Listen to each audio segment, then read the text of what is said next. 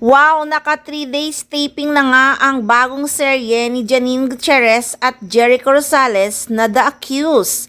Nakapost kasi sa social media ni Janine Gutierrez. Post nga kasi ng actress, Day 3 at taping. Thanks for babysitting Panchi, Auntie at Max Gutierrez.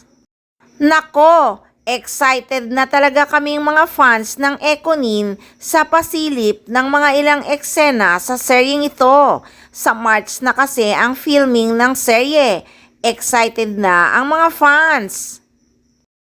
Nako guys, may lumabas na intriga na 'di ba sa March din ipapalabas ang pelikula ng Love Team na laging ikino-compare lagi sa Ekonin.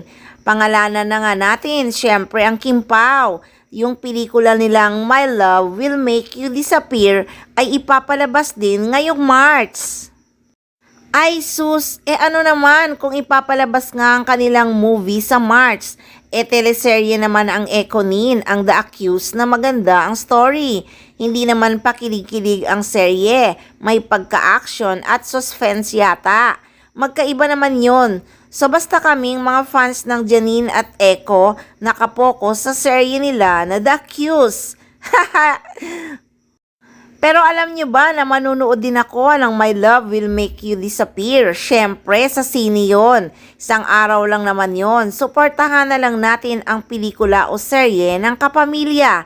Diba? Peace na tayo basta wag nyong ibabas si Nini kasi hindi niya deserve yon. Peace na dapat tayo dahil nakikita nyo naman kung gaano kaligaya si Janine Gutierrez sa piling ni Eko. Move on din dahil masayang masaya na si Janine Gutierrez kung ano ang meron siya sa ngayon. At siguro naman ang Kim Pao masayang masaya din kung anong meron sila sa kasalukuyan. Kung tutuusin, wala nang dapat pang pag-awayan ang mga fans ng Kim Pao at mga fans ng Ekonin. So guys, yan muna ang updates ng Ekonin. 3 days na nga silang nagtitaping. Abangan na lang natin ang pasilip nila. Di ko alam kung kailan. Basta abangan natin, lalabas din yan one of this day. So this is Maarting Machika, naghahatid sa inyo ng mga updates ng Ekonin. Kaya syempre, huwag kayong magsawa dahil marami pa tayong aabangang mga chika. Kaya abang-abang lang, dito lang yan sa Maarting Machika.